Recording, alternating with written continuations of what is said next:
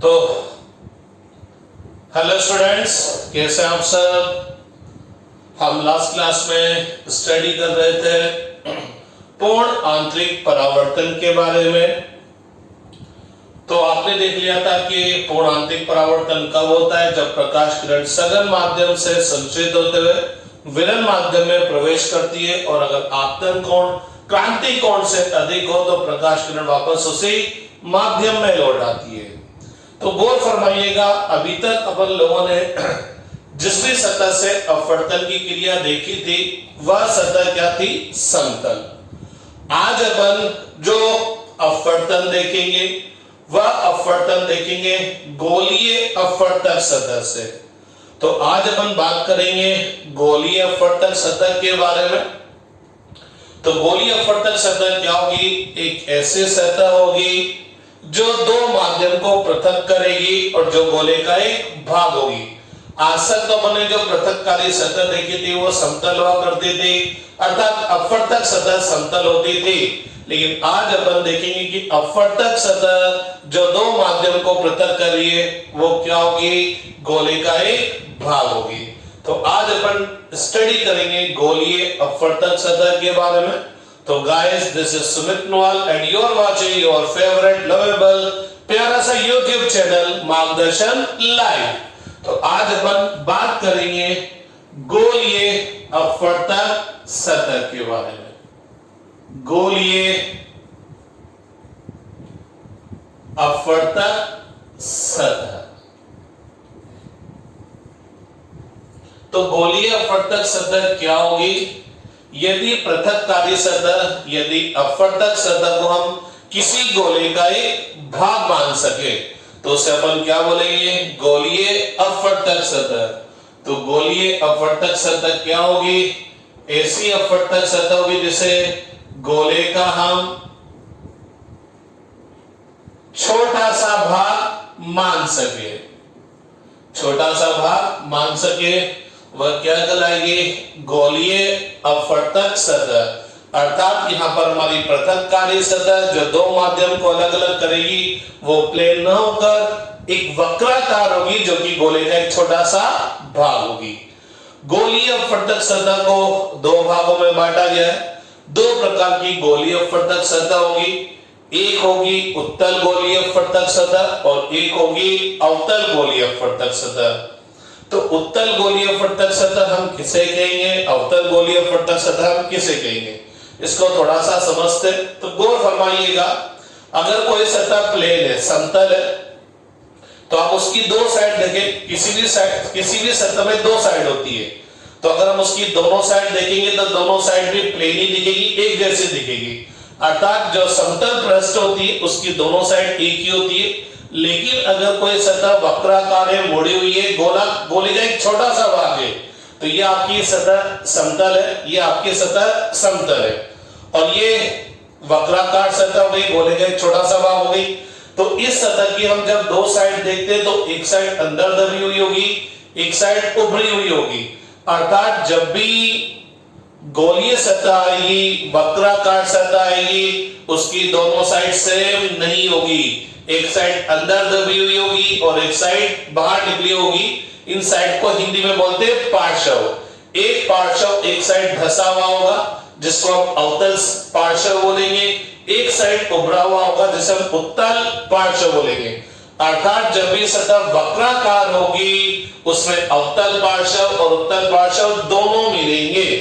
तो बात आती है कि अगर मेरी पृथककारी सतह गोलाकार सतह, गोले का एक छोटा सा भाग है, गोले का एक छोटा सा भाग है, तो हम इस गोलीय अपवर्तक सतह को उत्तल कब बोलेंगे, अवतल कब बोलेंगे। तो गौर फरमाइएगा, इस पृथककारी सतह का जो भी पार्श्व विरल माध्यम की तरफ होगा वही इसका नाम हो जाएगा, वही इसका नाम हो जाएगा। अगर गोलीय अपवर्तक सतह का उत्तल पार्श्व विरल की तरफ है तो इसको अपन बोल देंगे उत्तल गोलीय अपवर्तक सतह, और अगर गोलीय अपवर्तक सतह का अवतल पार्श्व विरल माध्यम की ओर है तो इसे हम क्या बोलेंगे, अवतल गोलीय अपवर्तक सतह। तो गोलीय अपवर्तक सतह दो टाइप की होगी, एक होगी उत्तल और एक होगी अवतल होगी। किसको उत्तल या किसको अवतल बोलेंगे? तो गोलीय अपवर्तक सतह का जो पार्श्व विरल माध्यम की ओर होगा वही उसका नाम हो जाएगा। तो गोलीय अपवर्तक सतह का जो पार्श्व विरल माध्यम की ओर होगा वही उस गोलीय अपवर्तक सतह का नाम हो जाएगा। तो हम लोगों ने बोला गोलीय अपवर्तक सतह दो प्रकार की होगी, एक होगी उत्तल गोलीय अपवर्तक सतह। तो भैया उत्तल गोलीय अपवर्तक सतह इसका मतलब क्या है? गोलीय अपवर्तक सतह का उत्तल पार्श्व किधर की तरफ है? विरल माध्यम की ओर है। तो जनाब यह गोलीय अपवर्तक सतह है जो दो माध्यम को पृथक कर रही है। ठीक है, जो दो माध्यम को पृथक कर रही है। गौर फरमाना, ये कौन सा पार्श्व है? उत्तल पार्श्व। ये कौन सा पार्श्व है? अवतल पार्श्व। तो मैं अभी से आपको एक चीज बता दूं, अगर ये वाला माध्यम विरल है, ये सघन है, तो उत्तल पार्श्व विरल माध्यम की ओर हो गया, तो उत्तल गोलीय अपवर्तक सतह हो गया। और अगर ये सघन और ये विरल होता तो अवतल पार्श्व विरल की तरफ हो जाता, तो इसको अपन क्या बोलते हैं? अवतल गोलीय अपवर्तक सतह। लेकिन मैं बात कर रहा हूं उत्तल गोलीय अपवर्तक सतह की, तो ये विरल होगा और ये वाला माध्यम सघन होगा। ये वाला माध्यम क्या होगा? सघन।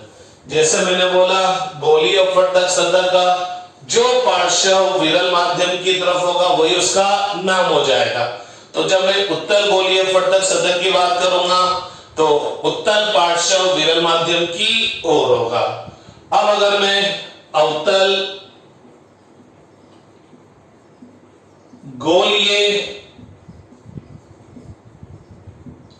अपवर्तक सतह की बात करूंगा तो भैया ये गोलीय अपवर्तक सतह जो दो माध्यम को अलग अलग कर रही है। ठीक है, दो माध्यम को अलग अलग कर रही है। ये वाला पार्श्व कौन सा है? अवतल। ये वाला पार्श्व कौन सा है? उत्तल। चूंकि मैं अवतल गोलीय अपवर्तक सतह की बात कर रहा हूं तो अवतल गोलीय अपवर्तक सतह कब होगी? जब गोलीय अपवर्तक सतह का अवतल पार्श्व विरल माध्यम की ओर होगा। तो ये विरल है और ये सघन है।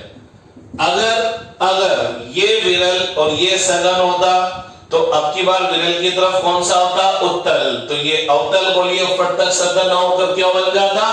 उत्तल गोलीय अपवर्तक सतह बन जाता। तो जनाब गोलीय अपवर्तक सतह का जो पार्श्व विरल माध्यम की ओर होगा वही उस गोलीय अपवर्तक सतह का नाम हो जाएगा। राइट डाउन कर लीजिए फटाफट, राइट डाउन कर लीजिए फटाफट। तो ऐसा पृथककारी सतह जिसे हम किसी गोले का भाग मान सकते हैं उसे हम क्या बोलेंगे? गोलीय अपवर्तक सतह। गोलीय अपवर्तक सतह दो टाइप का होगा, उत्तल और अवतल। उत्तल किसको बोलेंगे? अवतल किसको बोलेंगे? तो गोलीय अपवर्तक सतह का जो पार्श्व विरल माध्यम की ओर होगा वही नाम हो जाएगा। तो यदि गोलीय अपवर्तक सतह का उत्तल पार्श्व विरल की तरफ है तो उत्तल गोलीय अपवर्तक सतह, और यदि गोलीय अपवर्तक सतह का अवतल पार्श्व विरल की तरफ है तो अवतल गोलीय अपवर्तक सतह। अगर ये सघन ये विरल होता तो ये उत्तल न होकर अवतल बन जाता, ये सघन और ये विरल होता तो अवतल न बनकर क्या बन जाता? उत्तल बन जाता। ठीक है, अब अपन बात करेंगे गोलीय अपवर्तक सतह से संबंधित कुछ महत्वपूर्ण परिभाषाएं। गोलीय अपवर्तक सतह से संबंधित कुछ महत्वपूर्ण परिभाषाएं। तो बात करते हैं गोलीय अपवर्तक सतह से संबंधित कुछ महत्वपूर्ण परिभाषाएं। ये परिभाषाएं वो की हुई है जो कि हम लोगों ने गोलीय दर्पण में पढ़ी थी। पहली परिभाषा क्या है भैया? वक्रता केंद्र। पहली परिभाषा क्या है? वक्रता केंद्र। तो वक्रता केंद्र क्या होगा? गोलीय अपवर्तक सतह को जिस गोले का भाग माना जा सकता है उस गोले का केंद्र क्या कहलाएगा? वक्रता केंद्र। मान लीजिए साहब ये एक पृथक्कारी सतह है, गोलीय पृथक्कारी सतह है, जो कि इस विरल माध्यम और इस सघन माध्यम को पृथक कर रही है। ठीक है, तो ये पृथक्कारी सतह होगी, इसको नाम भी दे दो XY। तो इस पृथक्कारी सतह का उत्तल पार्श्व विरल की तरफ है, तो इसको अपन क्या बोल देंगे? उत्तल गोलीय अपवर्तक सतह। तो पता लगा इस गोलीय अपवर्तक सतह, इस गोलीय अपवर्तक सतह को मैं इस गोले का भाग मान सकता हूं। तो इस गोले का केंद्र ही, इस गोले का केंद्र ही क्या कहलाएगा? वक्रता केंद्र। तो मैं इस गोलीय अपवर्तक सतह को इस गोले का भाग मान सकता हूं। तो इस गोले का केंद्र क्या कहलाएगा? वक्रता केंद्र। इसी तरह से ये भी गोलीय अपवर्तक सतह है जो दो माध्यम को अलग अलग कर रही है। मान लीजिए इधर विरल माध्यम है और इधर सघन माध्यम है, तो ये कौन सी गोलीय अपवर्तक सतह हुई? अवतल गोलीय अपवर्तक सतह हुई। तो मैं इस अवतल गोलीय अपवर्तक सतह को बोल सकता हूं कि अरे ये तो इस बड़े सारे गोले में से काट कर निकाली गई है, तो इस गोले का केंद्र क्या कहलाएगा? वक्रता केंद्र कहलाएगा। ठीक है, तो वक्रता केंद्र क्या होगा? गोलीय अपवर्तक सतह को जिस गोले का भाग माना जा सके। तो गोलीय अपवर्तक सतह को, चूंकि गोलीय अपवर्तक सतह को इंग्लिश में बोलते हैं स्फेरिकल रिफ्रैक्टिंग सरफेस, तो आगे जाकर मैं शॉर्टकट में बस SRS लिखूंगा क्योंकि ये लिखने में तो बहुत टाइम लग जाता है। तो गोलीय अपवर्तक सतह को जिस गोले का भाग माना जा सके उस गोले का केंद्र ही, उस गोले का केंद्र ही क्या कहलाएगा? वक्रता केंद्र कहलाएगा। नाम से पता लगता है वक्रता केंद्र, अर्थात जो वक्र है उसका केंद्र क्या है? बोले तो ये जो वक्राकार सतह है इसका केंद्र कौन सा है? तो ये वक्राकार सतह जो कि इस गोले का भाग है, तो इसका केंद्र क्या कहलाएगा? वक्रता केंद्र। और अगर मैं और छोटी क्लासेस के हिसाब से परिभाषा बोलूं तो मैं ये भी बोल सकता हूं, वह बिंदु जिसकी इस गोलीय अपवर्तक सतह के सभी बिंदुओं से दूरी समान हो क्या कहलाएगा? वक्रता केंद्र। अर्थात एक ऐसा बिंदु जिसकी इस अपवर्तक सतह के सभी बिंदुओं से दूरी समान होगी क्या कहलाएगा? वक्रता केंद्र। और ये दूरी क्या कहलाएगी? वक्रता त्रिज्या कहलाएगी। तो नेक्स्ट परिभाषा बात करते हैं अपन वक्रता त्रिज्या। वक्रता त्रिज्या, रेडियस ऑफ कर्वेचर R। तो रेडियस ऑफ कर्वेचर R क्या होगा? गोलीय अपवर्तक सतह को जिस गोले का भाग माना जा सके उस गोले की त्रिज्या ही क्या कहलाएगी? वक्रता त्रिज्या। अर्थात गोलीय अपवर्तक सतह के किसी भी बिंदु की वक्रता केंद्र से दूरी क्या कहलाएगी? वक्रता त्रिज्या। तो गोलीय अपवर्तक सतह के प्रत्येक बिंदु की वक्रता केंद्र से दूरी समान होगी और किसके बराबर होगी? r के बराबर। तो गोलीय अपवर्तक सतह को जिस गोले का भाग माना जा सके उस गोले की त्रिज्या ही क्या कहलाएगी? वक्रता त्रिज्या कहलाती है। क्या कहलाती है? वक्रता त्रिज्या कहलाती है।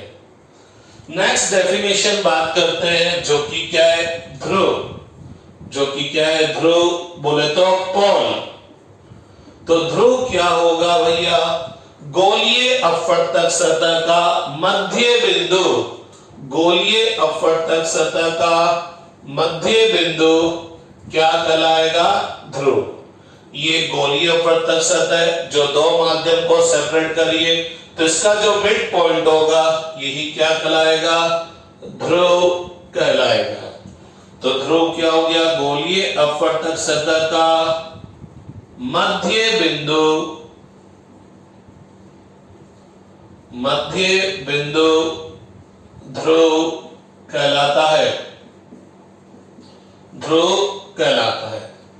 फोर्थ पॉइंट अगर अपन बात करेंगे तो क्या आएगी? मुख्य अक्ष। फोर्थ पॉइंट पर अगर अपन बात करेंगे तो क्या आएगी? मुख्य अक्ष। तो मुख्य अक्ष क्या होगी? ध्रुव और वक्रता केंद्र को मिलाने वाली रेखा क्या कहलाएगी? मुख्य अक्ष। ध्रुव और वक्रता केंद्र को मिलाने वाली रेखा क्या कहलाएगी? मुख्य अक्ष। तो ध्रुव व वक्रता केंद्र को मिलाने वाली रेखा क्या कहलाएगी? मुख्य अक्ष कहलाएगी। तो ये हमने गोलीय अपवर्तक सतह से संबंधित कुछ महत्वपूर्ण परिभाषाएं देख ली। अब हम क्या करेंगे? गोलीय अपवर्तक सतह के लिए एक सूत्र निकालेंगे। गोलीय अपवर्तक सतह का सूत्र क्या होगा? मान लीजिए प्रकाश किरण विरल से सघन में जा रही है या सघन से विरल में आ रही है। जिस माध्यम से प्रकाश किरण जा रही है उसका अपवर्तनांक μ1 है और जिस माध्यम में अपवर्तन के पश्चात जा रही है उसका अपवर्तनांक μ2 है। ठीक है। वक्रता त्रिज्या कितनी है? r। जहां से प्रकाश किरण आएगी तो आपतित किरणों का कटान बिंदु क्या कहलाएगा? बिंब। मान लीजिए बिंब ये बना O, और इस बिंब O का इस अपवर्तक सतह से प्रतिबिंब क्या बना? I। मान लीजिए यहां पर I बना। बिंब की इससे दूरी कितनी है? U। प्रतिबिंब की ध्रुव से दूरी कितनी है? V। तो मेरे को क्या करना है? गोलीय अपवर्तक सतह के लिए एक संबंध बताना है। तो वो संबंध क्या होगा? ये जो दोनों माध्यम है इनके अपवर्तनांक, वक्रता त्रिज्या, बिंब की ध्रुव से दूरी, प्रतिबिंब की ध्रुव से दूरी के मध्य संबंध। तो अगर मेरे को गोलीय अपवर्तक सतह के लिए इनके मध्य संबंध निकालना है तो मेरे को यहां क्या करनी पड़ेगी? कुछ अवधारणाएं लेनी पड़ेगी, कुछ कंडीशंस मान के चलनी पड़ेगी, तभी जाकर मैं इनके मध्य संबंध यहां पर बता सकता हूं। तो अब मैं बात करूंगा कुछ अवधारणाएं, कुछ लिमिटेशन, कुछ कंडीशन। आप ये डायग्राम पहले बना लीजिए, पॉज कर बना लीजिए डायग्राम, फिर अपन बात करेंगे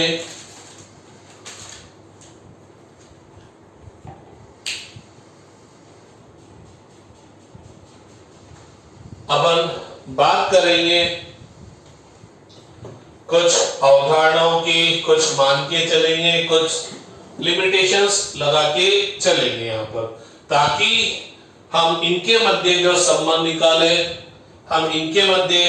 संबंध निकाले वो आसानी से हमको प्राप्त हो जाए। ठीक है। तो अपन बात कर रहे हैं गोलीय अपवर्तक सतह के लिए अवधारणाएं, गोलीय अपवर्तक सतह के लिए अवधारणाएं। एक चीज परिभाषा और देख लेते हैं, द्वारक। एक और डेफिनेशन देख लेते हैं द्वारक। तो हाँ बच्चे लोगों, अपन बात करें द्वारक के बारे में, तो द्वारक क्या होगा? गोलीय अपवर्तक सतह का व्यास क्या कहलाएगा? द्वारक। तो जैसे ये गोलीय अपवर्तक सतह है, इस गोलीय अपवर्तक सतह का व्यास क्या कहलाएगा? द्वारक। बोले तो यहां से यहां तक की दूरी क्या कहलाएगी?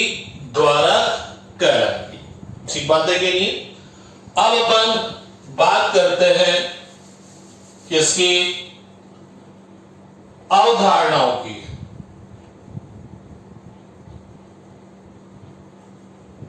हिंदी बहुत खतरनाक है मेरी, मात्राएं आगे पीछे हो सकती है। अवधारणा, तो अपन बात कर रहे हैं गोलीय अपवर्तक सतह के लिए अवधारणा। तो मैंने आपको बोला कि अगर मेरे को गोलीय अपवर्तक सतह के लिए μ1 μ2 और u और v के मध्य संबंध अगर मेरे को देखना है तो मेरे को क्या करना पड़ेगा? यहां पर कुछ अवधारणाएं मान के चलनी पड़ेगी ताकि मेरा डेरिवेशन आसानी से मैं सोल्व कर सकूं। तो उसके लिए क्या अवधारणाएं? पहली बात क्या है कि जो गोलीय अपवर्तक सतह का द्वारक है वो क्या होना चाहिए? छोटा होना चाहिए। गोलीय अपवर्तक सतह का द्वारक क्या होना चाहिए? छोटा होना चाहिए। अर्थात एक्चुअल में गोलीय अपवर्तक सतह का ये द्वारक बहुत कम होना चाहिए, लेकिन जब हम डायग्राम बनाएंगे उसमें हम द्वारक बहुत बड़ा बनाते हैं ताकि आपका डायग्राम आसानी से बन सके, आपको समझ में आ सके। लेकिन दिमाग में बिठा लेना कि ये द्वारक इतना बड़ा नहीं होगा, द्वारक बहुत छोटा होगा। तो गोलीय अपवर्तक सतह के लिए सूत्र निकालने के लिए हम कुछ अवधारणाएं लेके चल रहे हैं, कुछ एजम्पशंस मान के चल रहे हैं। उसमें पहला एजम्पशन क्या है? द्वारक क्या होना चाहिए? छोटा होना चाहिए। दूसरा पॉइंट क्या होना चाहिए? बिंब बिंदुवत होना चाहिए। बिंब क्या होना चाहिए? बिंदुवत, बिल्कुल छोटा सा बिंब होना चाहिए। बिंब बिल्कुल छोटा सा होना चाहिए। साथ ही साथ बिंब कहां पर होना चाहिए? मुख्य अक्ष पर। हम बिंब को कहां पर रखेंगे? मुख्य अक्ष पर। बिंब मुख्य अक्ष पर स्थित होना चाहिए, तभी जाकर हम μ1 μ2 r u और v के मध्य संबंध आसानी से निकाल सकेंगे। चौथी बात क्या है? आपतन कोण व अपवर्तन कोण ये भी क्या होने चाहिए? अल्प होने चाहिए। क्या होने चाहिए? अल्प होने चाहिए। आपतन कोण और अपवर्तन कोण से मतलब क्या है? आपतित किरण और अभिलंब के मध्य का कोण आपतन कोण कहलाएगा। परावर्तित किरण और अभिलंब के मध्य का कोण परावर्तन कोण कहलाएगा। मतलब समझना, ये गोलीय अपवर्तक सतह जो दो माध्यम को पृथक कर रही है, मान लीजिए ये विरल है और ये सघन है, ठीक है। मैं क्या कर सकता हूं? इस गोलीय अपवर्तक सतह को इस गोले का भाग मान सकता हूं। तो ये वक्रता के इस गोलीय अपवर्तक सतह का मध्य बिंदु ध्रुव और वक्रता के इनको ये मिलाने वाली रेखा क्या हो गई? मुख्य अक्ष हो गई, ठीक है। ये द्वारक अल्प होना चाहिए, बिंब बिंदुवत होना चाहिए और कहां पर रखा होना चाहिए? मुख्य अक्ष पर। जैसे ये मुख्य अक्ष पर रखा है, अब मान लीजिए से प्रकाश किरण जाती है यहां पर, इस बिंदु पर आपतित हुई, इस बिंदु पर आपतित हुई। तो अगर मेरे को आपतन कोण बताना है, तो मैं क्या करूंगा? इस आपतन बिंदु पर अभिलंब खींचूंगा। अपन सब जानते हैं गोलीय सतह के किसी बिंदु पर अभिलंब क्या होगा? उस बिंदु को वक्रता केंद्र से मिलाने वाली रेखा, यह अभिलंब होगा। तो आपतित किरण और अभिलंब के मध्य का यह कोण क्या कहलाएगा? आपतन कोण। ठीक है। अब चूंकि प्रकाश किरण विरल से संलग्न में जा रही है, तो ये सीधी तो जाएगी नहीं, ये सीधी तो जाएगी नहीं, ये क्या होगी? अभिलंब की ओर मुड़ेगी। ये अभिलंब की ओर मुड़ गई, अभिलंब की ओर झुक गई, तो अपवर्तित किरण और अभिलंब के मध्य का कोण क्या कहलाएगा? अपवर्तन कोण। तो I और R दोनों क्या होनी चाहिए? अल्प होनी चाहिए।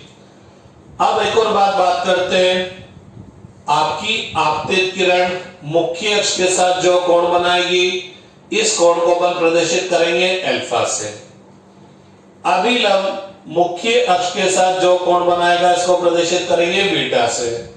और ये अपवर्तित किरण अपवर्तन के पश्चात मुख्य अक्ष पर यहां जाकर मिली, तो अपवर्तित किरण मुख्य अक्ष के साथ जो कोण बनाएगा, इसको बीटा से प्रदर्शित करेंगे। और अभिलंब मुख्य अक्ष के साथ जो कोण बनाएगा, उसको गामा से प्रदर्शित करेंगे। सारे डेरिवेशन में अपन यही नोटेशन लेंगे। क्या? आपतित किरण और मुख्य अक्ष के मध्य का कोण अल्फा, अपवर्तित किरण और मुख्य अक्ष के मध्य का कोण बीटा, अभिलंब और मुख्य अक्ष के मध्य का कोण गामा। तो जनाब एक और अवधारणा है, अल्फा, बीटा व गामा क्या होने चाहिए? अल्प होने चाहिए। तो अगर आपको गोलीय अपवर्तक सतह के लिए μ1 μ2 r u और v के मध्य संबंध निकालना है, तो आपको ये एजम्पशंस लेके चलने पड़ेंगे, ये अवधारणाएं लेके चलनी पड़ेगी, ताकि आपके लेवल पर ये डेरिवेशन थोड़े से सिंपल हो जाए, आप आसानी से इनके मध्य संबंध निकाल पाए। तो क्या अवधारणा है? गोलीय अपवर्तक सतह का द्वारक क्या होना चाहिए? अल्प होना चाहिए। बिंब बिंदुवत होना चाहिए। बिंब मुख्य अक्ष पर रखा होना चाहिए। आपतित किरण अभिलंब से जो कोण बनाएगी, आपतन कोण। अपवर्तित किरण अभिलंब से जो कोण बनाएगी, अपवर्तन कोण। तो I और R दोनों क्या होने चाहिए? अल्प होने चाहिए। आपतित किरण मुख्य अक्ष के मध्य का कोण अल्फा, अपवर्तित किरण मुख्य अक्ष के मध्य का कोण बीटा, अभिलंब और मुख्य अक्ष के मध्य का कोण गामा। तो अल्फा, बीटा, गामा भी अल्प होने चाहिए। ठीक है। अब अपन बात कर लेते हैं चिन्ह परिपाटी की, कि क्या आपको चिन्ह परिपाटी यहां पर लगानी पड़ेगी। तो बात करते हैं अपन लोग किसकी? चिन्ह परिपाटी की। तो अगर आपको कोई भी दूरी नापनी है, जैसे आपको बिंब की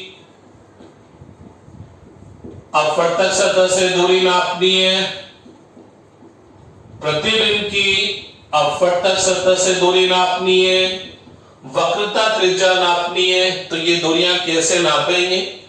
तो चिन्ह परिपाटी क्या बोलती है कि मुख्य अक्ष के अनुदिश जो भी दूरी आप नापेंगे, कहां से नापेंगे? ध्रुव से। तो सभी दूरियां ध्रुव से नापी जाएगी। बोले तो मेरा स्टार्टिंग पॉइंट पोल होगा, पोल से मैं बिंब की तरफ जाऊंगा, पोल से मैं प्रतिबिंब की तरफ जाऊंगा, पोल से मैं वक्रता केंद्र की तरफ जाऊंगा। मतलब अगर मेरे को बिंब की पोल से दूरी देखनी है, तो मैं बिंब से पोल पर नहीं जाऊंगा, मैं पोल से बिंब पर जाऊंगा। प्रतिबिंब की पोल से ध्रुव से दूरी देखनी है, तो मैं पोल से प्रतिबिंब पर जाऊंगा। वक्रता त्रिज्या देखनी, तो मैं पोल से वक्रता केंद्र पर जाऊंगा। तो भैया लोगों, सभी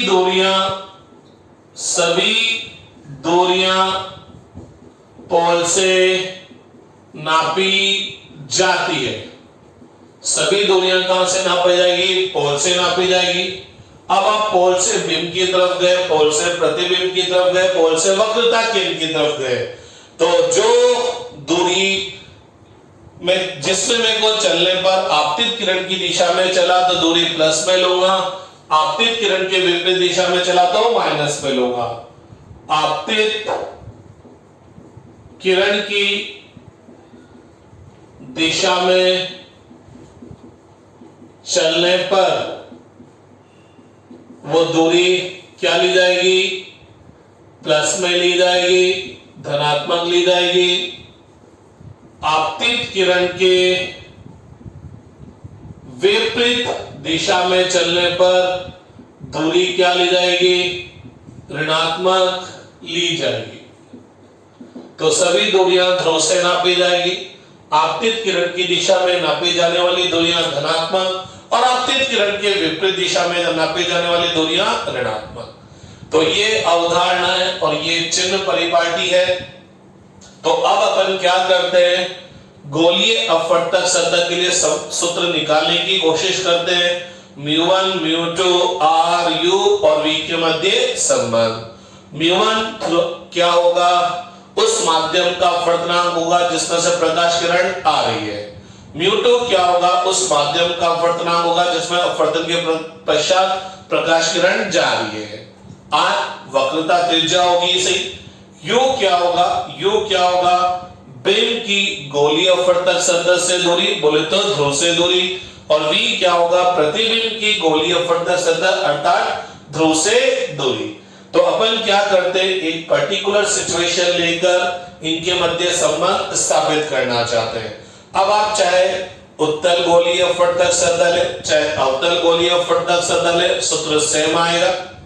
आप बिंब को विरल में रखें, बिंब को सघन में रखें, सूत्र सेम आएगा। तो जनाब अगर मैं सूत्र की बात करूं तो मैं बोलूंगा कि μ1 μ2 r u और v के मध्य संबंध क्या आने वाला है, क्या आने वाला है, दूसरे माध्यम का अपवर्तनांक बटा प्रतिबिंब की ध्रुव से दूरी v माइनस पहले माध्यम का अपवर्तनांक बटा बिंब की ध्रुव से दूरी, बोले तो u, बोले तो u बराबर दूसरे माध्यम का अपवर्तनांक माइनस पहले माध्यम का अपवर्तनांक बटा वक्रता त्रिज्या।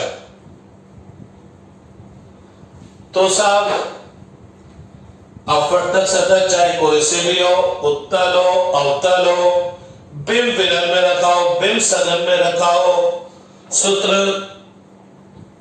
सूत्र यही आने वाला है, सूत्र यही आएगा।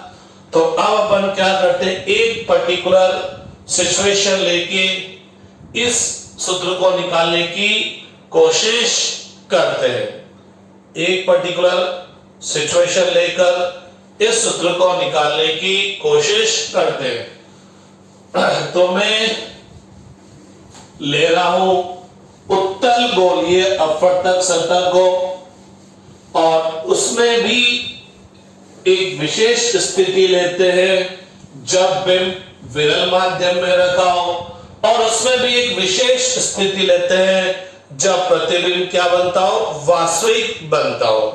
तो अपन क्या करना चाहते हैं, गोलीय अपवर्तक सतह के लिए सूत्र स्थापित करना चाहते हैं।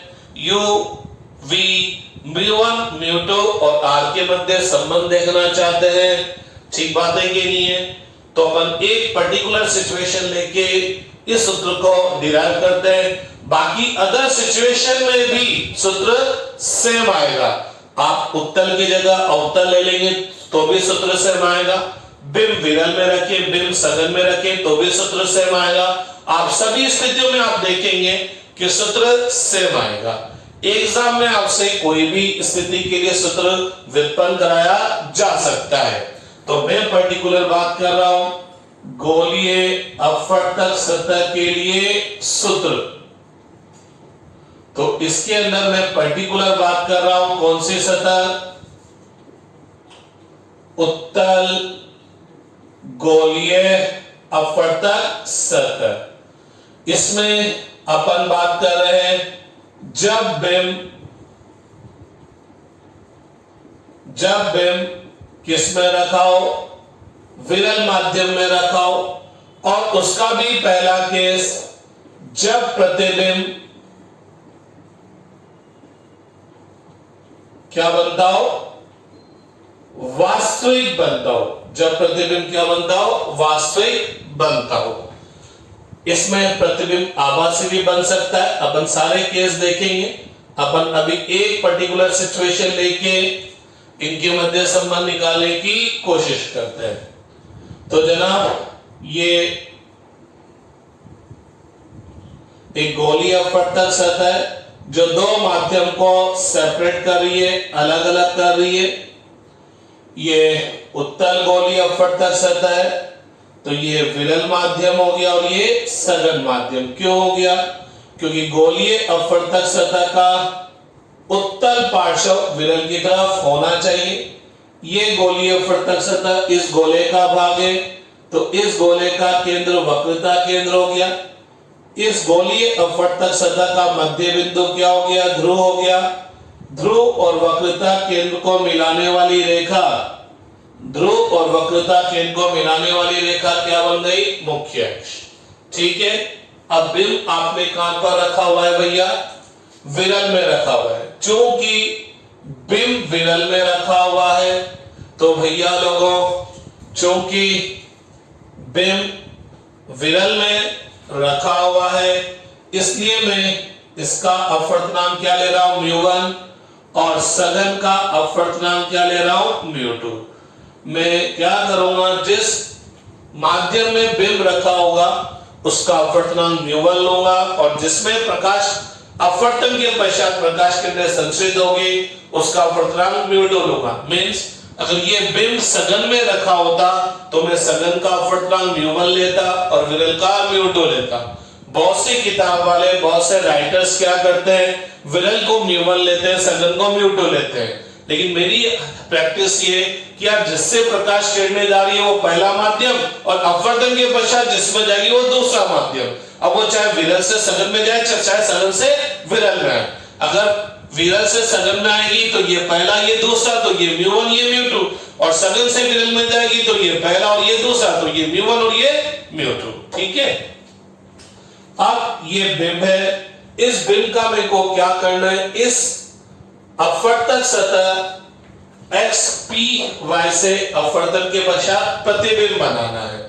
तो मेरे को क्या करना पड़ेगा? इस बिंब से कुछ प्रकाश किरणें लेनी पड़ेगी जो कि अपवर्तन के पश्चात जहां पर मिलेगी वहां पर इसका प्रतिबिंब बन जाएगा। तो मैंने एक प्रकाश किरण ली जो कि मुख्य अक्ष के समानांतर आ रही है। अरे मुख्य अक्ष के समानांतर ही नहीं, मुख्य अक्ष के अनुदिश आ रही है। तो मेरे साथ साथ सब जानते हैं जो मुख्य अक्ष होती है, जो मुख्य अक्ष होती है वह गोलीय पृष्ठ पर, गोलीय अपवर्तक सतह पर क्या होती है? अभिलंब होती है। क्योंकि गोलीय अपवर्तक सतह के किसी भी बिंदु को वक्रता केंद्र से मिलाएं तो वह रेखा उस बिंदु पर वक्रता केंद्र पर क्या होती है? अभिलंब। तो दिमाग में बिठा लीजिए कि मुख्य अक्ष हमेशा गोलीय पृष्ठ पर ध्रुव पर क्या होगी? अभिलंब होगी। तो ये प्रकाश किरणें जो मुख्य अक्ष के अनुदिश आ रही है, अर्थात यह प्रकाश किरण इस गोलीय अपवर्तक सतह पर अभिलंबत आपतित हो रही है। तो हम लोगों ने अपवर्तन में पढ़ा था कि जब कोई प्रकाश किरण पृथककारी सतह पर अर्थात अपवर्तक सतह पर अभिलंबत आपतित होगी तो वह बिना मुड़े सीधी की सीधी निकल जाएगी, अर्थात यह प्रकाश किरण तो सीधी की सीधी ही चली गई। बाकी अगर अपन एक और प्रकाश किरण ले, मान लीजिए ये एक और प्रकाश किरण आती है जो कि इस गोलीय अपवर्तक सतह के इस ए बिंदु पर आपतित होती है, इस ए बिंदु पर आपतित होती है। तो हम सब जानते हैं चूंकि ये विरल से सघन में जाएगी तो ये अपवर्तित होगी, अभिलंब की ओर मुड़ेगी। तो भैया लोगों पहले अभिलंब तो बनाए। तो हम सब जानते हैं गोलीय अपवर्तक सतह के किसी भी बिंदु पर अभिलंब क्या होगा? उस बिंदु को वक्रता केंद्र से मिलाने वाली रेखा। तो यह रेखा इस बिंदु पर क्या हो गई? अभिलंब हो गई। तो प्रकाश किरण क्या होगी भैया? सीधी जाने की बजाय, प्रकाश किरण सीधी जाने की बजाय क्या होगी? अभिलंब की ओर मुड़ जाएगी। तो पता लगाइए अभिलंब की ओर मुड़ गई। अरे मैं अपवर्तित किरण को रेड से प्रदर्शित कर रहा हूं तो ये अपवर्तन के पश्चात अभिलंब की ओर मुड़ गई। ये दोनों अपवर्तित किरणें हैं और ये दोनों अभिसारित प्रकृति की है। तो जैसे जैसे ये आगे बढ़ती जाएगी इनके बीच की दूरी घटती जाएगी और ये दोनों यहां पर जाकर मिल जाएगी। अपवर्तित किरणों का कटान बिंदु क्या कहलाएगा? प्रतिबिंब। तो यह प्रतिबिंब मेरे को प्राप्त हो गया, यह प्रतिबिंब मेरे को प्राप्त हो गया। बिंब की ध्रुव से दूरी u से प्रदर्शित करेंगे, प्रतिबिंब की ध्रुव से दूरी को v से प्रदर्शित करेंगे। वक्रता किरण की ध्रुव से दूरी क्या होगी? वक्रता त्रिज्या। अपन सब जानते हैं गोलीय अपवर्तक सतह के किसी भी बिंदु की वक्रता किरण से दूरी क्या कहलाएगी? वक्रता त्रिज्या। आपतित किरण और मुख्य अक्ष के मध्य का कोण अल्फा, अपवर्तित किरण मुख्य अक्ष के मध्य का कोण बीटा, अभिलंब और मुख्य अक्ष के मध्य का कोण गामा। आपतित किरण और अभिलंब के मध्य का कोण आई, अपवर्तित किरण और अभिलंब के मध्य का कोण, ये अपवर्तित किरण है और ये अभिलंब है, के मध्य का कोण क्या कहलाएगा? अपवर्तन कोण आर। तो हमने सारे नोटेशंस यहां पर लिख दिए। अब अपन डेरिवेशन करते हैं। तो बात करते हैं ए बिंदु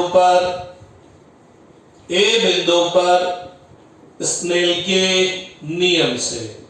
तो जब हम ए बिंदु पर स्नेल का नियम लगाएंगे तो हम क्या बोलेंगे? आपतन कोण की जा तथा अपवर्तन कोण की जा का अनुपात किसके बराबर होगा? माध्यम 2 का माध्यम 1 के सापेक्ष अपवर्तनांक और माध्यम 2 का माध्यम 1 के सापेक्ष अपवर्तनांक क्या होगा? μ2 अपॉन μ1। तो अगर इसको मैं खींची गुणा कर दूं तो μ1 sin i equal to μ2 sin r। तो ध्यान रखिएगा, आज के बाद जब भी अपन स्ट्रेस लॉ लगाएंगे खटाखट लिख देंगे μ1 sin i equal to μ2 sin r। हम लोगों ने एक बात बोली थी क्या, कि अगर हमको गोलीय अपवर्तक सतह में सूत्र ज्ञात करना है, μ1 μ2 u v और r के मध्य संबंध बताना है, तो कुछ एजम्पशंस, कुछ अवधारणाएं लेके चलनी पड़ेगी ताकि आपका डेरिवेशन आसानी से हो जाए। तो अपन लोगों ने शायद तीसरी अवधारणा बोली थी कि I व R अल्प होंगे। तो यदि I व R अल्प हैं, यदि I व R अल्प हैं, तो आप सब जानते हैं कि जब कोण बहुत छोटा होता है तो साइन की वैल्यू उसी कोण के बराबर होती है। तो इसलिए साइन I किसके बराबर? I के बराबर, और साइन R भी लगभग किसके बराबर? R के बराबर हो गया। तो जनाब μ1 I इक्वल टू μ2 R।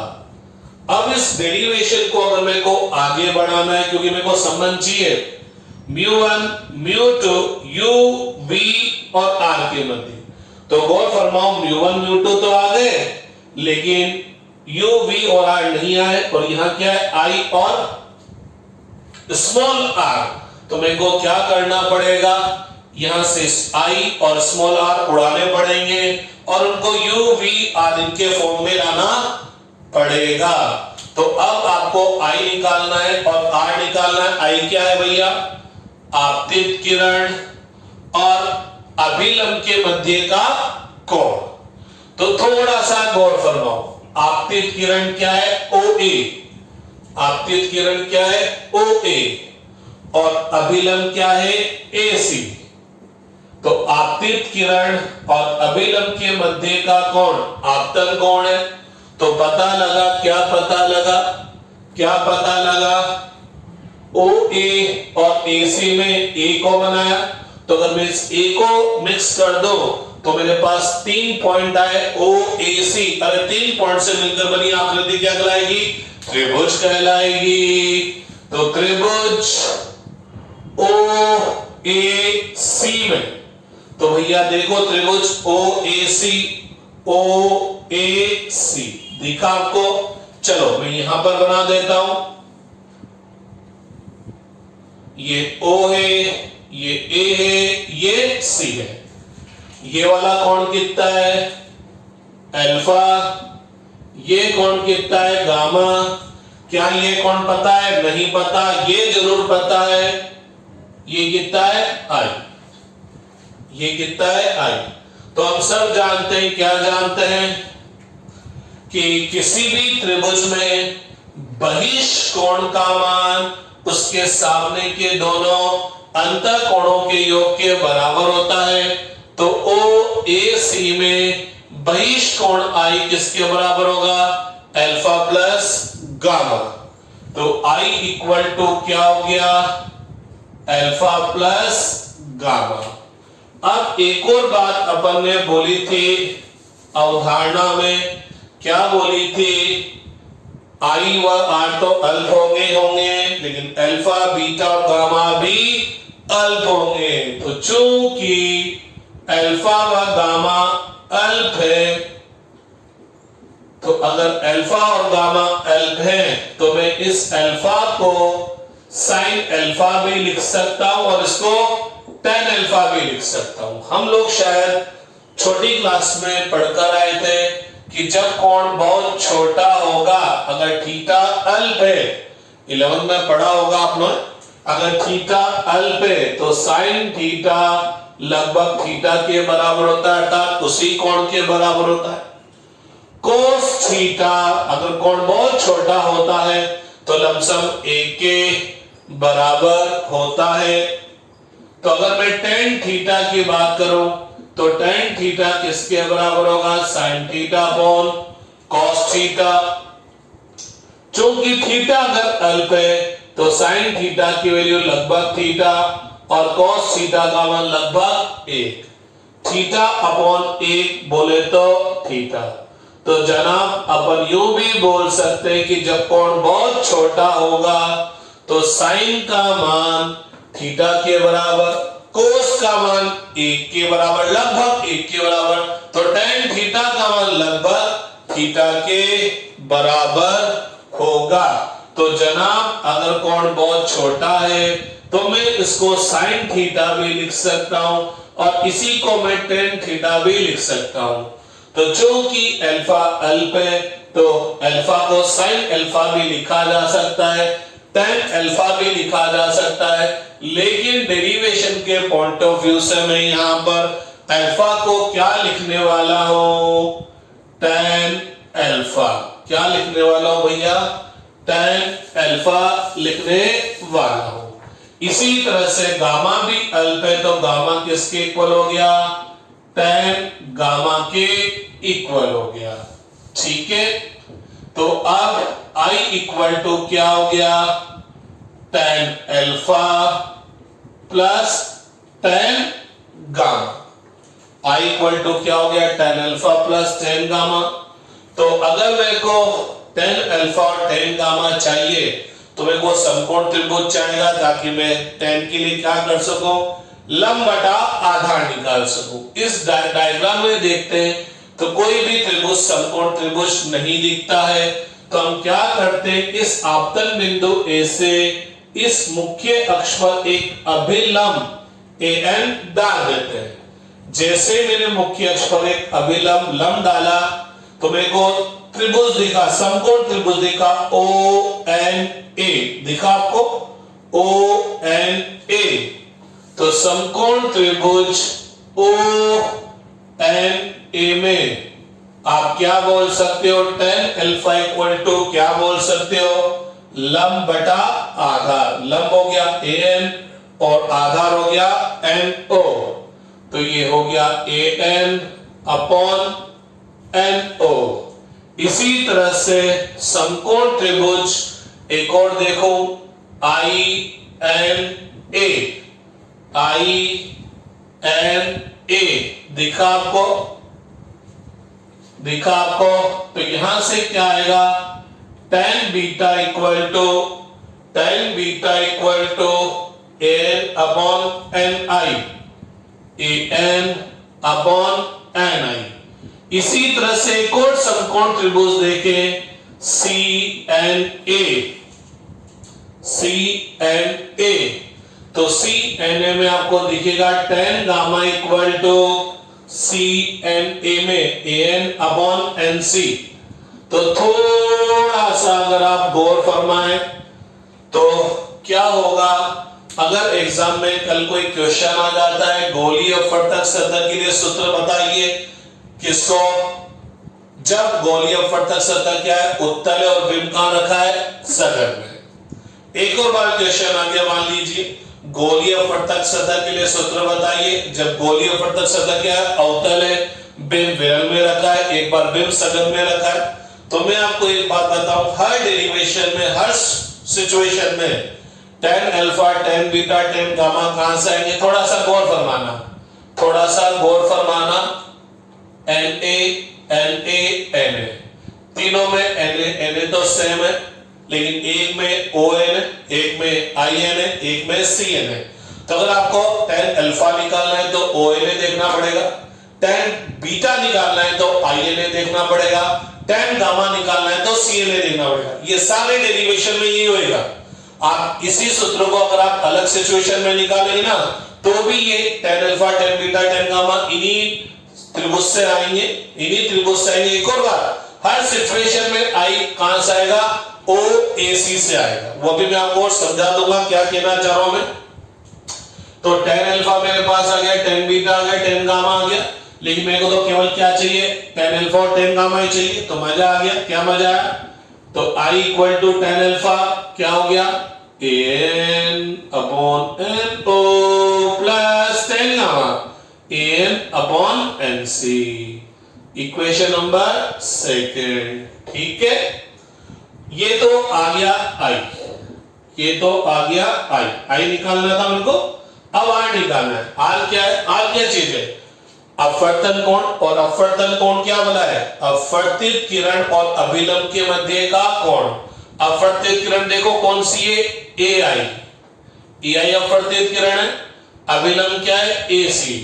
तो R क्या है, अभिलंब AC और अपवर्तित किरण AI के मध्य का कोण। अरे इसमें फिर एक कॉमन आ गया, तो 3 पॉइंट आ गए, IAC। तो IAC त्रिभुज बन गया। अरे 3 बिंदुओं से मिलकर बनी आकृति त्रिभुज कहलाएगी। तो मैं अब आपको एक बात और बता दूं, आप इसी डेरिवेशन को अदर सिचुएशन में निकालेंगे, आपको सबसे पहले स्नेल्स लॉ लगाना पड़ेगा, v1 इक्वल टू v2। हर डेरिवेशन की स्टेप्स बता रहा हूं, सब में यही काम करना है। अब I निकालने के लिए आपको क्या देखना पड़ेगा, अदर सिचुएशन में भी OAC, और R निकालने के लिए क्या देखना पड़ेगा, IAC। तो थोड़ा सा गौर फरमाओ, AC दोनों में कॉमन आया, आपको I निकालना है तो OAC, क्योंकि I क्या है, आपतित किरण अभिलंब के मध्य का कोण, और आपतित किरणों का गठन बिंदु बिंब कहलाता है, आपतित किरणों का गठन बिंदु बिंब। ठीक, तो ये OAC हो गया। R क्या हुआ, R क्या होगा, अपवर्तित किरण और अभिलंब के मध्य का कोण। अभिलंब क्या है, AC, अभिलंब क्या है, AC। अब अपवर्तित किरणें जहां जाके कटेगी वो प्रतिबिंब, तो IAC। तो सिंपल सी बात है, अगर आपको I देखना है तो क्या देखना पड़ेगा, OAC। R देखना है तो क्या देखना पड़ेगा, IAC। और जब आप ये दो त्रिभुज देखेंगे, जब ये दो त्रिभुज देखेंगे तो इन दो त्रिभुज में से आपको दो कोण अंतर कोण दिखेंगे और एक कोण बहिष्कोण दिखेगा। अगर मैं और आगे की बात बोलूं, OAC में I अल्फा गामा, IAC में R बीटा गामा। तो OAC में से इन तीनों कोणों में से एक कोण बहिष्कोण दिखेगा और दो उसके सामने के अंतर कोण दिखेंगे। इसी तरह से जब आप IAC देखेंगे तो आपको R बीटा और गामा में से एक कोण बहिष्कोण दिखेगा और बाकी दो उसके सामने के अंतर कोण दिखेंगे। तो आप इसकी सहायता से I को अल्फा और गामा के फॉर्म में निकाल लेंगे, R को बीटा गामा के फॉर्म में निकालेंगे। मींस हर सिचुएशन में I आएगा अल्फा गामा के फॉर्म में, हर सिचुएशन में R आएगा बीटा गामा के फॉर्म में। बस अलग अलग सिचुएशन में ये कभी अल्फा प्लस गामा आएगा, कभी अल्फा माइनस गामा आएगा, कभी गामा माइनस अल्फा आएगा।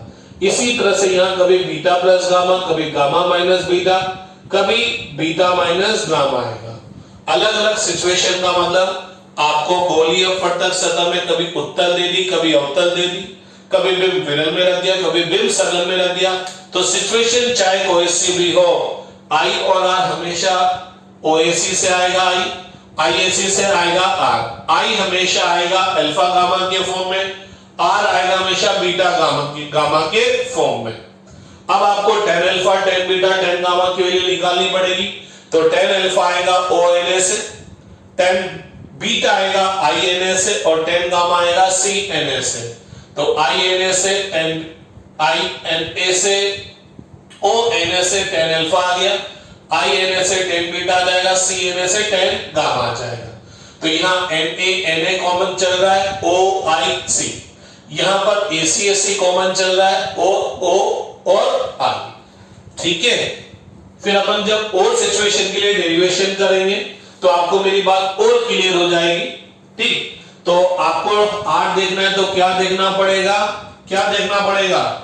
IAC। तो त्रिभुज IAC देखो, इसमें आपको R बीटा और गामा में से कोई ना कोई बहिष कोण दिखेगा और दो अंतर कोण दिखेंगे। तो देखो IAC दिखा, IAC में से मेरे को ये गामा बहिष कोण दिखा और ये सामने के दो अंतर कोण दिखे। तो क्या होगा, gamma equal to beta plus R, gamma equal to beta plus R. लेकिन मेरे को तो आर चाहिए, तो आर हो गया गामा माइनस बीटा। अपन सब जानते हैं बीटा और गामा क्या है, बहुत स्मॉल है, और जब दोनों बहुत स्मॉल है तो ये हो गया tan गामा और ये हो गया tan बीटा। गामा को tan गामा लिखा जा सकता है, बीटा को tan बीटा लिखा जा सकता है। ठीक है, tan गामा की वैल्यू मैं पहले से निकाल चुका हूं, an अपॉन nc।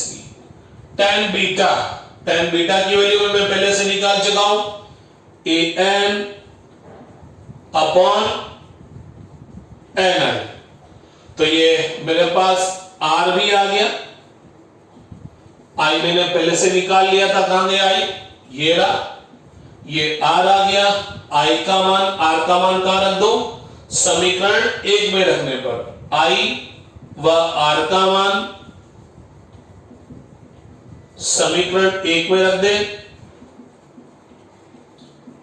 तो जनाब जब i और r का मान आप समीकरण 1 में रखेंगे तो क्या होगा, देखते μ1 i की वैल्यू कहां है, ये रही an अपॉन no,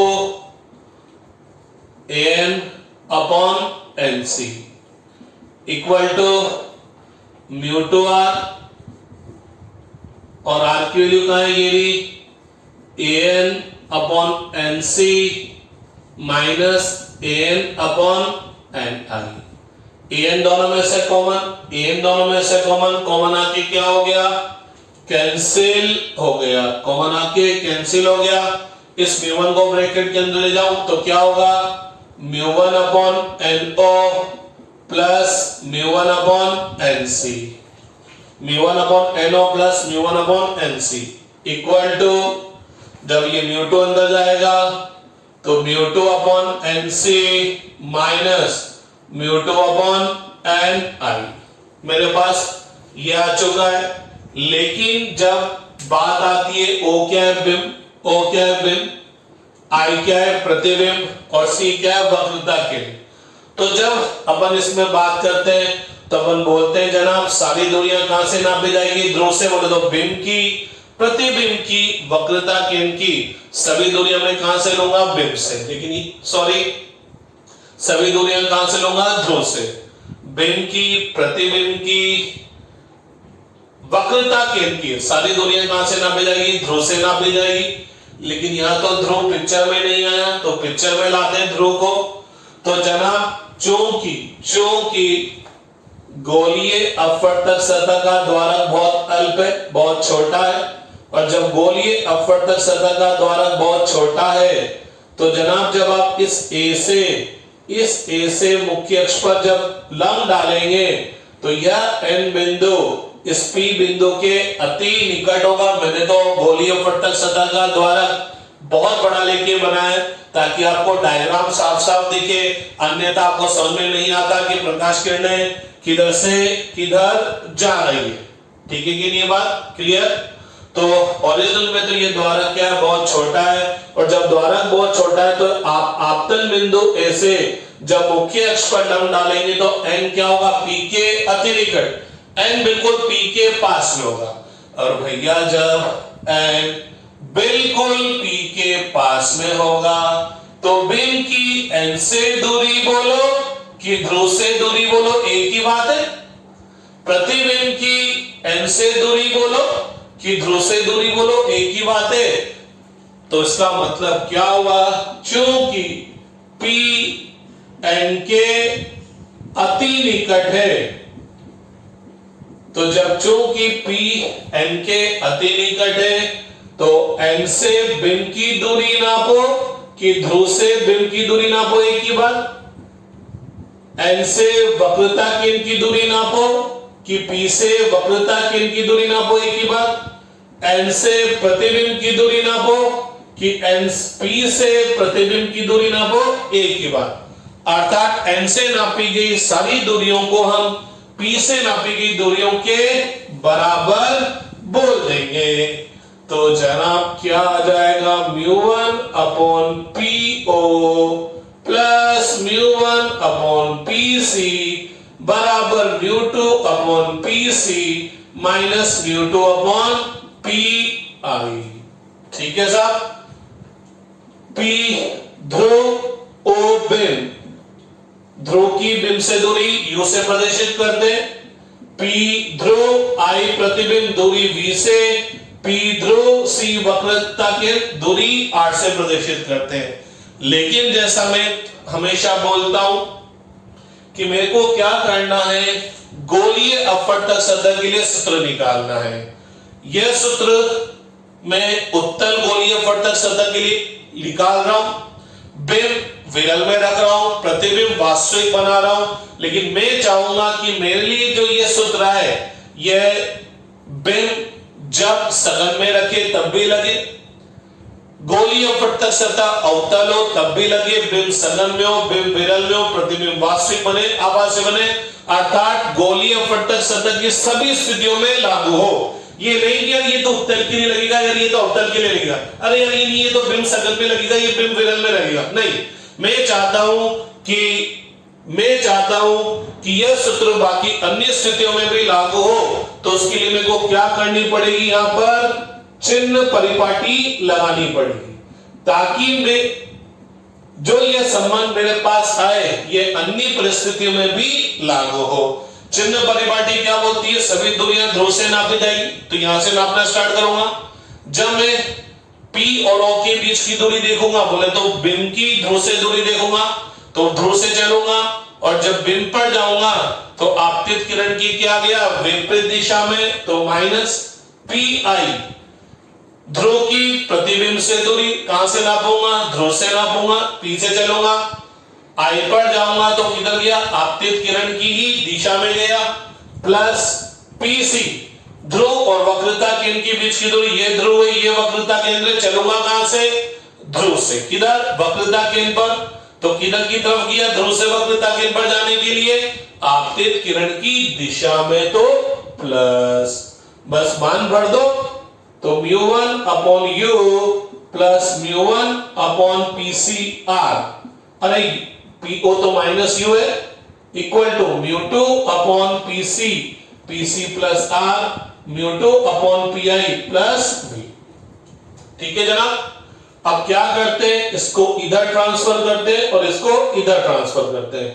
तो जब ये इधर आएगा तो प्लस में μ2 upon V minus μ1 upon U, अरे ये माइनस है ना, बराबर क्या होगा, μ2 upon R minus μ1 upon R। तो ये हो गया μ2 upon V minus μ1 upon U, R लघुत्तम ले लो तो μ2 माइनस μ1 अपॉन R। तो यही गोलीय अपवर्तक सतह के लिए सूत्र है। यह सूत्र मैंने उत्तल के लिए निकाला है, बिंब विरल में रख के निकाला है, प्रतिबिंब वास्तविक के लिए निकाला है, लेकिन ये क्या होगा, सभी परिस्थितियों में लागू होगा। लेकिन ध्यान रहे, जब आप न्यूमेरिकल सोल्व करेंगे तो यू वी एंड आर क्या आएंगे, चिन्ह सहित, क्योंकि न्यूमेरिकल में अगेन क्या होगा, आपको एक पर्टिकुलर सिचुएशन दी जाएगी तो आपको वहां पर ये चिन्ह सहित रखने पड़ेंगे।